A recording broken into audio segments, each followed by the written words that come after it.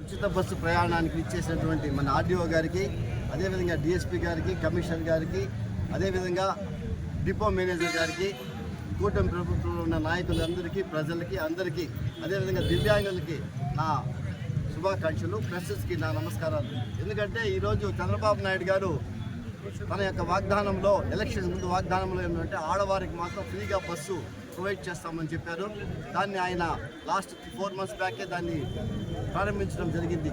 అయితే ఈ పథకం దివ్యాంగులకి ఇచ్చే పథకాన్ని ఈరోజు ప్రారంభించడం చాలా గొప్ప విషయం. ఎందుకంటే ఈ మాట ఆయన ముందు చెప్పలేదన్నమాట, తన వాగ్దానంలో ఏమీ లేదన్నమాట. ఈరోజు వాళ్ళకి కూడా కల్పిస్తున్నారంటే ఈ కూటమి ప్రభుత్వం యొక్క గొప్పతనం ఏమో అందరూ తెలుసుకోవాల్సిగా కోరుతున్నాను.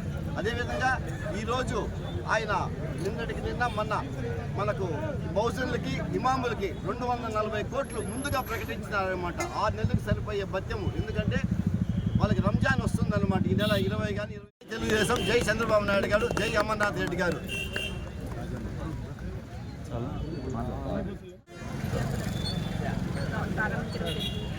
మనకు ముందుగా దివ్యాంగులకి ఒక 50% రాయితీతో మాత్రమే బస్సులో ప్రయాణం చేసే అవకాశం ఉండేది. కానీ ఈ రోజు నుంచి 100% ఫ్రీగా బస్సులో అన్ని 4 రకాలైనటువంటి బస్సులలో ఉచితంగా ప్రయాణం చేయడానికి వీలు కలుగుతుంది. దివ్యాంగులకు ఎంతో ఉద్యమం కలుగుతుంది, ఆర్థిక భారం అనేది తగ్గుతుంది. కాబట్టి ఈ అవకాశాన్ని అందరూ కూడా దివ్యాంగులు ఉపయోగించుకొని వాళ్ళు ఆర్థికంగా నిలదొక్కుకోవాలని చెప్పి నేను కోరుతున్నాను. ఈ అవకాశాన్ని ఇటువంటి మంచి పథకాన్ని ప్రారంభించినటువంటి సీఎం చంద్రబాబు నాయుడు గారికి ధన్యవాదాలు తెలియజేస్తున్నాను. దివ్యాంగులందరికీ దానికి మా దివ్యాంగులందరి తరఫున నేను కృతజ్ఞతలు తెలియజేసుకుంటున్నాను. ముఖ్యంగా కూడా ఈ అవకాశం కల్పించినందుకు చంద్రబాబు నాయుడు గారికి, అదేవిధంగా మన ఎమ్మెల్యే అమర్నాథ్ రెడ్డి గారికి ధన్యవాదాలు తెలియజేసుకుంటున్నాను.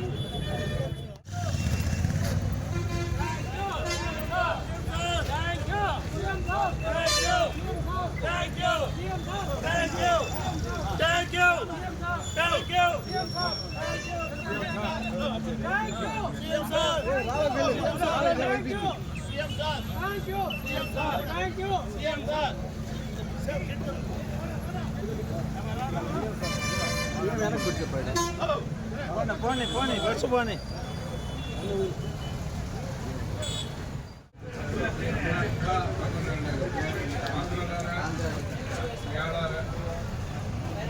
కర్ణాటక